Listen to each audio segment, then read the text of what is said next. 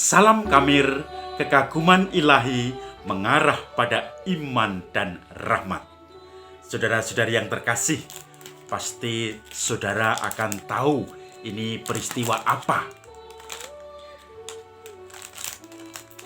Peristiwa yang sangat dekat dengan Yesus. Inilah tubuhku, lakukan ini untuk mengenangkan aku.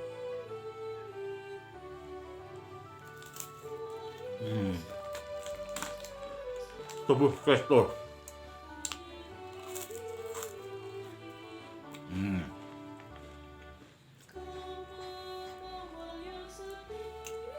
Inilah darahku, lakukanlah sebagai kenangan akan aku.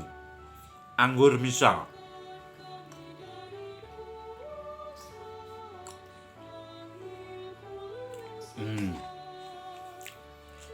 Kenangan apa? Apalagi ditambah ini.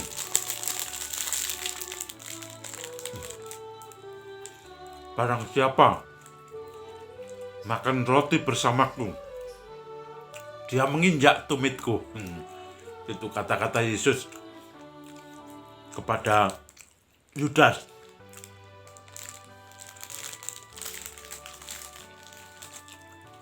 Peristiwanya adalah peristiwa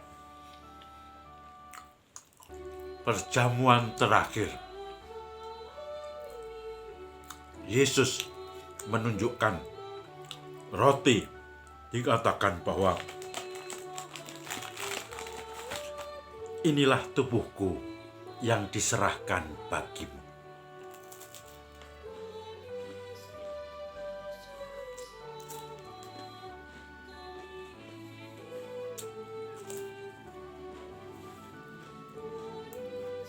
Perjamuan terakhir, di mana Yesus paginya ditangkap dan disalibkan.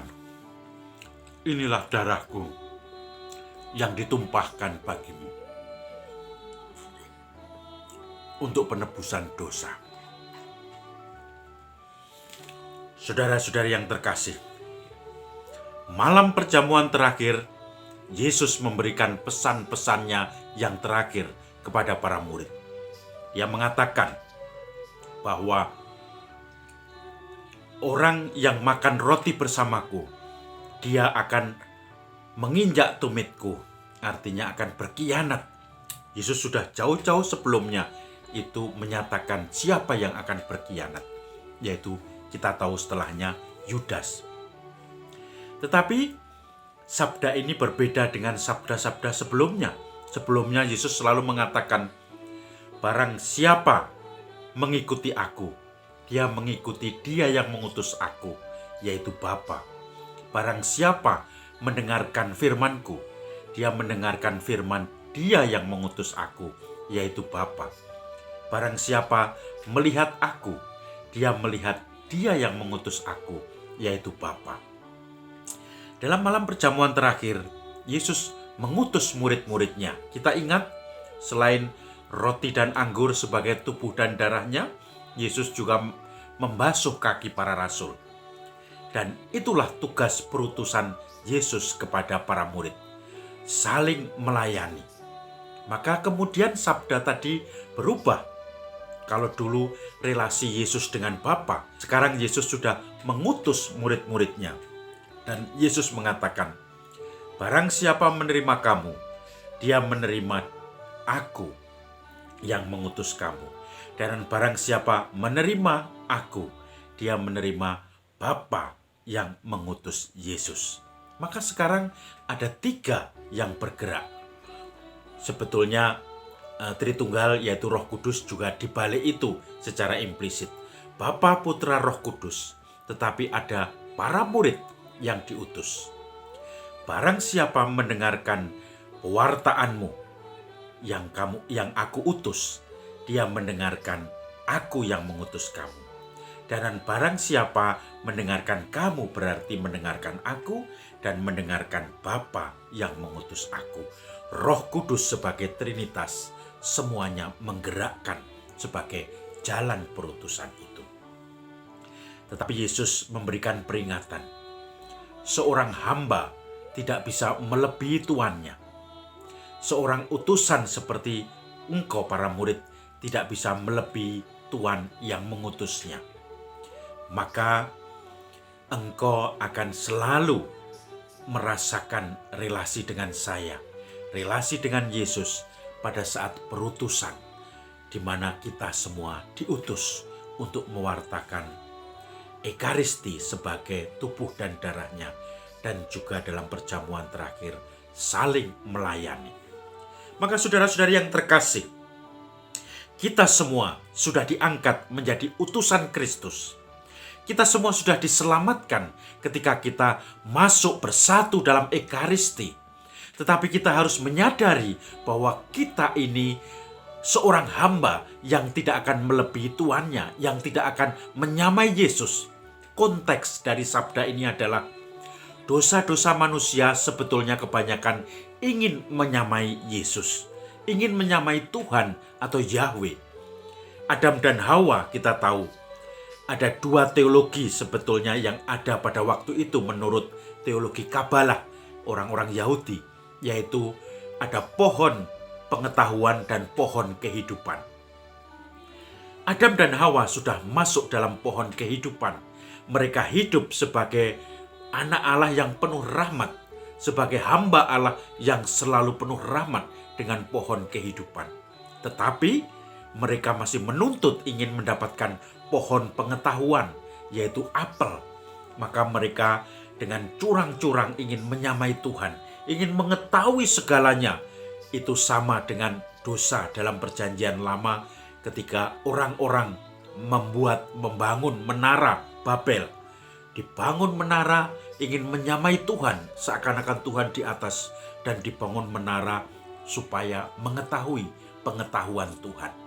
Dan itu tidak akan pernah bisa, karena sama saja kita sombong, menyombongkan diri, tidak menganggap Tuhan. Kita semua seakan-akan dengan kekuatan tenaga manusia kita sendiri bisa membereskan semua, tidak perlu campur tangan Tuhan. Inilah kesombongan manusia yang ingin menyamai Tuhan, yang ingin membuat segalanya seakan-akan tergantung pada dirinya, tidak melibatkan Tuhan dalam campur tangan kehidupannya. Saudara-saudari yang terkasih, ketika kita memasuki Ekaristi, kita menyerahkan segalanya kepada Tuhan dalam percaya, dalam iman, maka kita pun juga menyerahkan kekuatan energi dari Tuhan yang penuh dengan keilahian untuk membawa kita pada penyucian. Tetapi ketika kita ingin menyamai Tuhan, ketika dosa kita seperti orang-orang Babel yang ingin menyamai Tuhan, ingin masuk dalam kehidupan Tuhan secara tenaga manusia sendiri, atau Adam dan Hawa yang ingin menyamai Tuhan dengan melanggar perintahnya, makan buah apel, buah pengetahuan, maka semuanya akan berbuahkan dosa, iri hati, kedengkian. Semuanya tidak ada kerendahan hati lagi. Maka mari saudara-saudari yang terkasih, kita hayati pesan Yesus dalam perjamuan terakhir ini. Bagaimana kita menghayati, menyerahkan diri pada Ekaristi. Tetapi dalam Ekaristi itu, di balik itu, kita diutus. Kita disuruh mewartakan kabar penyelamatan dalam Ekaristi ini kepada setiap orang.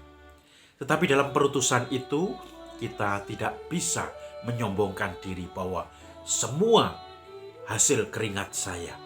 Karena semua sebetulnya adalah Tuhan yang memberikan berkat dan kita sekedar melaksanakannya. Kita menjadi alat di tangan Tuhan, melekat yang digerakkan oleh Tuhan kemanapun Tuhan menghendaki. Instrumentum conjunctum cum Deo. Instrumentum, instrumen, alat, conjunctum yang melekat, cum Deo, cum masuk atau melekat dalam, Deo, Deus, Tuhan, yang melekat dalam diri Tuhan sebagai utusan, sebagai hamba yang tidak berguna menurut Paulus, dan ini yang digerakkan kemanapun.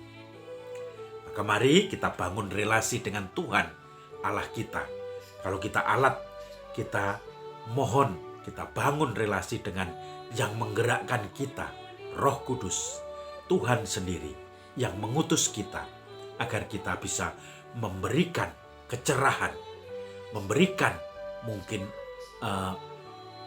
kabar gembira, pengharapan, penghiburan bagi orang-orang yang kecewa dan berbeban berat, tetapi juga menyertai orang-orang yang penuh syukur dan kegembiraan karena mereka diberkati Tuhan. Dan disitulah tugas utusan. Hanya mengandalkan Tuhan yang mengutus, tidak mengandalkan hal-hal yang lain yang hanya manusia, kekuatan diri kita sendiri. Maka saudara-saudari yang terkasih, salam Kamir, kekaguman ilahi mengarah pada iman dan rahmat. Wah, mabuk anggur pisang.